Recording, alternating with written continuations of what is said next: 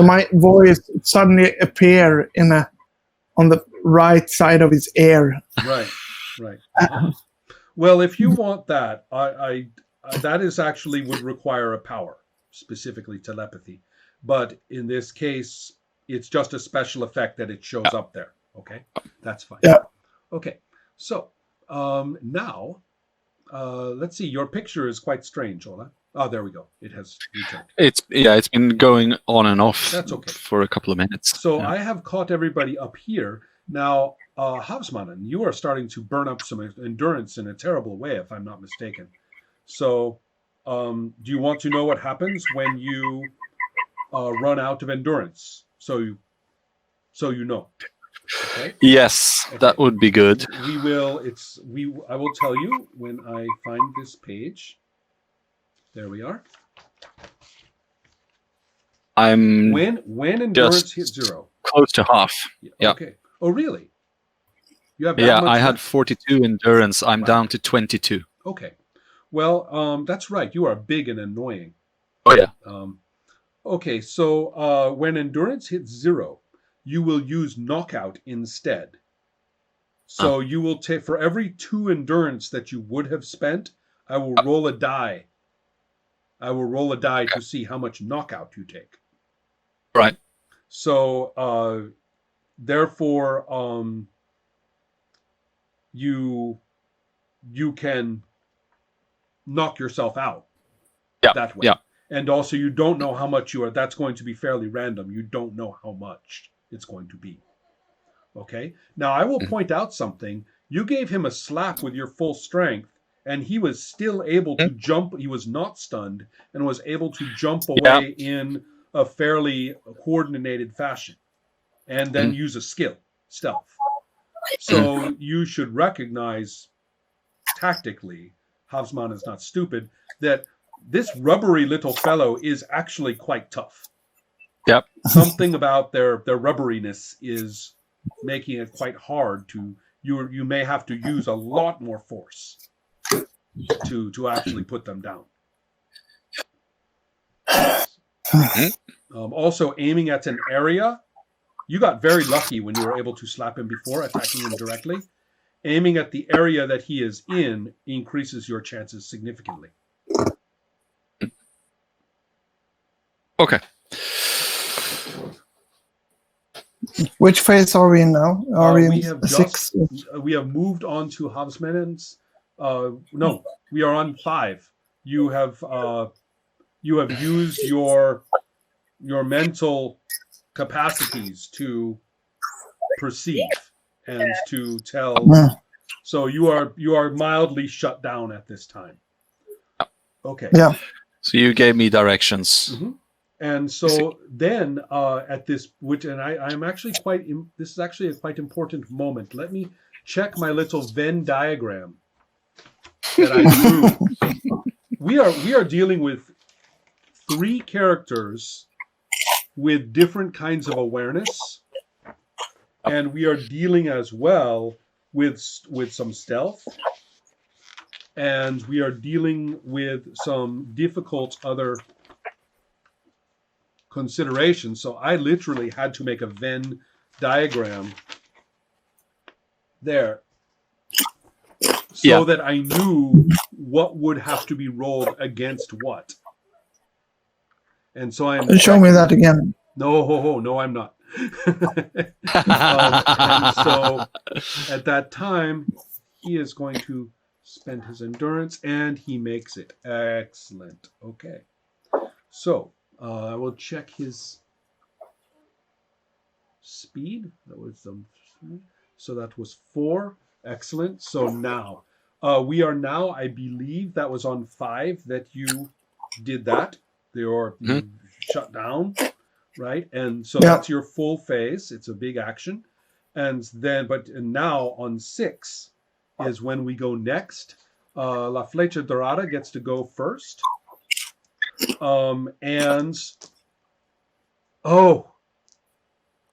Rolls a 17 to hit. Because the point here The only time you have seen him actually attack with those darts is when he is hidden. Yep. Right? He is actually Mhm. using stealth.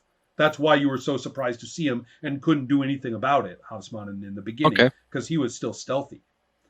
He had just been discovered by the cosmonaut, but he was using his stealth. Same thing It's a here. sneak attack. Striking, yes, it is a sneak attack, and but it misses the cosmonaut, which is really ridiculous because this guy's really good at it. And like standing, and also standing flying in a Jesus Christ pose. So That's right. You are sitting pretty down. easy. Exactly. You are pretty easy to hit, but he rolled a 17, He was- and it's not going to hit. So, He was intimidated by my looks. well, yes, perhaps. And also the distance saves you as well. He would have hit with a 17 against if you were right next to you, but you are up in the air. Drops him 2 more points to hit, so you are saved by the distance and his bad roll. So Or right, or it was meant to be. it was meant to be. So It was now. no, I'm giving their activities, and let me check dexterities. There is a 12. Okay, villains win ties. A very strange thing occurs at this time. Around the cosmonaut forms a vortex, and the vortex is has all of these visions emerging from it. One of them is of a man immersed in a tank, screaming into the fluid that he's immersed in agony. Another one is an image of a vessel, a strange ship that is breaking apart, and Habsmanan would recognize the being that is attempting at this point to hold parts of the ship together. It's your grandfather. Okay, so there is that is, you see that, and there are other visions as well. Some of them are quite strange, and some of them are of a hand with a hypodermic, and the pulsing beat of sound that is coming out of all of this is almost musical in its harmonies and its precision, but it's more of a natural sound of some kind. So that this vortex is forming, and in this vortex is a man who is wearing the strangest helmet pack of some kind. And it's not the same as his. It is kind of alien looking, and it's giving off gases in all directions, just like, these different, spurts of vapors and things coming out of it. The face is almost obscured, and is too, I won't describe it at the moment. You're not up close. But let's see. Has done all those things. To control. Excellent. Yes. And so that individual is grabbing Cosmonaut. And so basically, this is not a friendly vortex, and this is not no. This individual has arrived and is shouting in Swedish. It's a kind of an older shouting Swedish. Oh yes, and right. And the Swedish is. I'm thinking of the voice of Rune Andreasson in the Bamse cartoon.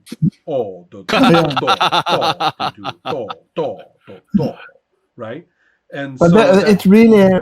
In other words, it is the more traditional form of Swedish before the 80s and the 90s. Yeah. It's the way everybody talked before that. And so it's Is he screaming? Oh, well, the words that he is screaming are distorted, but they are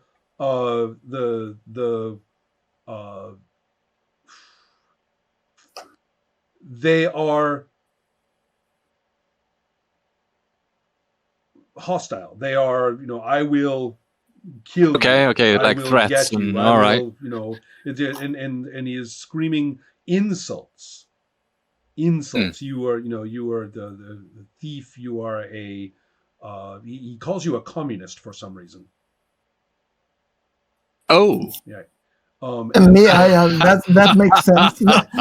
Wearing a costume,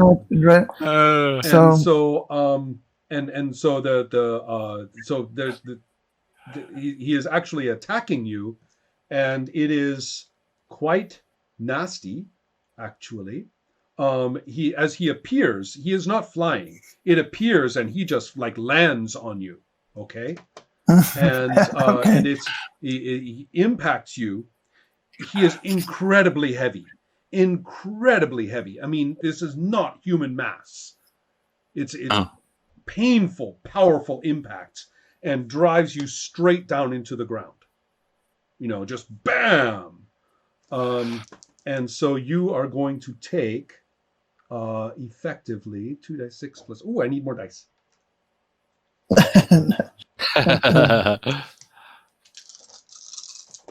Okay, here comes the fun part. You are going. I'm going to ask you a question.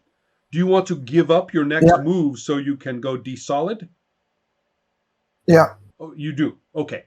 So in that case, get out your sheet and look at your D-solid and be ready, because you are going to take 2, 1, 3, 4, 5, 6, 7, 8, 9, 10 core damage, and I think that will be okay, because you have your regular defense and your D-solid defense will protect you from that. Okay? So you probably have more than 10. So that's all right. But on the other hand, the knockout is a little bit different. What is your total defense if you count the D-solid? So what I have defense 20 plus 8 plus 8 when right. D-solid. That's very, very, very defended. Okay. Yes. Bullets would pass straight through you, right? I mean, you were very ghostly with that amount of D-solid and defense. And so, however, you have taken 34 knockout damage, and so you will take 6 knockout damage off. And it would be very reasonable if you had a little thought next to your head that said, I felt that. Surprise. I mean, really, you went D-solid. I mean, and it still hammered you to the ground. You realize that this person actually maintained control over their position as they came down upon you, so that they actually used a palm strike straight into your chest to drive you down into the ground. Both of you have hit the ground at this time. Part of that damage came from hitting the ground. So that is your situation. So, all right. So that was his move on 6. But just a rule question here, because I've noted all the things that you said. That how much body damage did I take? 10. I had 10. Right. Where do I? Is that like towards my body 13 or what? Listen, please. Your defense, all your defense stops that. Yeah. That you are not affected by the body damage. You are well defended against body damage. Right. You are extremely well defended against that kind of damage, and it would have killed an ordinary person. It does not even make you blink. You are that D-solid. So the knockout damage that I took, do I note that somewhere? Yes. Mark down 6 off of your knockout score. And knockout is 26. Yes, it is.